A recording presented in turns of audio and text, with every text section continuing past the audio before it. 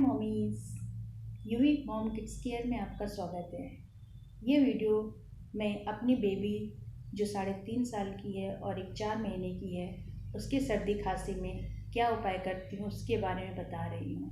आइए चलते हैं। सिर्फ ओनली 5 नुस्खे जिसके बारे में आप घर पे ही प्रयोग करके अपने बेबी की सर्दी खांसी जुकाम सही कर सकते हैं।